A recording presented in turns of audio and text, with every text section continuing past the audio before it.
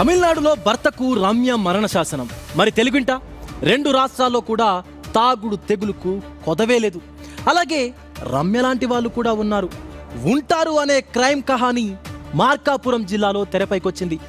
అక్కడన్న Ramya single హ్యాండెడ్గా పెనిమిటిని పరలోకానికి పంపింది. కానీ ఇక్కడ అలా కాదు.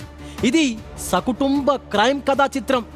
అంతా వరలక్ష్మి వరహం పండగ చేసుకుంటున్నటువంటి వేళ పుట్టింటి వాళ్ళు ధనలక్ష్మికి నెత్తుటి కానుక ఇచ్చారు. అవ్వక్కయ్యారా? అసలు కథ తెలిస్తే ఫ్యూజులు ఎగిరిపోతాయి.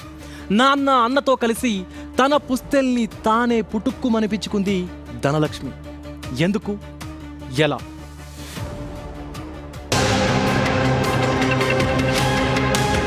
అసలే శ్రావణ శుక్రవారం. తెలుగు లోగిళ్లు పండుగ శోభతో కళకళలాడుతోన్న వేళ మార్కాపురం జిల్లాలో ఓ భార్య తీర్పు అందరినీ షాక్కు గురిచేసింది. కందుల శ్రీకాంత్ రెడ్డి అనే వ్యక్తిని అతని భార్య కందుల ధనలక్ష్మి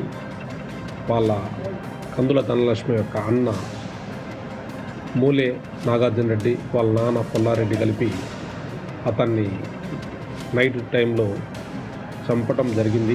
ఎందుకని? పుట్టింటి వాళ్ళు ఎందుకు సపోర్ట్ చేశారు? అనుమానించటము, అలాగే ఆమెను ఫ్రీక్వెంట్గా తగాదా పెట్టుకోవటము, ఈ కొట్టడం వల్ల ఇది ఇన్సిడెంట్ జరుగుతున్నాయి. శ్రీకాంత్ రెడ్డి ధనలక్ష్మి దంపతులకు 2 పిల్లలున్నారు. మొదట్లో బాగానే ఉండేవాడు, కానీ తరువాత విభేదాలొచ్చాయి. ఇక వేగలేనంటూ పిల్లల్ని తీసుకుని పుట్టింటికి వెళ్ళింది. పోదేపో అని భార్య పిల్లలను పట్టించుకోలేదు. కొన్ని రోజుల తరువాత అత్తారింటికి వెళ్ళాడు. అక్కడ కూడా గొడవ పడ్డాడు. అవమానం భరించలేక ఆమె ఆత్మహత్యాయత్నం చేసింది. సకాలంలో హాస్పిటల్ కు తీసుకెళ్లటంతో ప్రమాదం తప్పింది. అప్పటికి కూడా శ్రీకాంత్ లో మార్పు రాలేదు సరికదా, తాగుచ్చి భార్యను కొట్టాడు. అంతే, నాన్న అన్న ధనలక్ష్మి ముగ్గురు కలిసి రివర్స్ అటాక్ చేశారు. నేరం మేమే చేసామని ఒప్పుకోవడం జరిగింది. ఆ తర్వాత వాళ్ళు వచ్చేసి అరెస్ట్ చేసి రిమాండ్ కూడా కోర్టు వారిస్తే వాళ్ళని జైల్లో కూడా పంపించడం జరిగింది.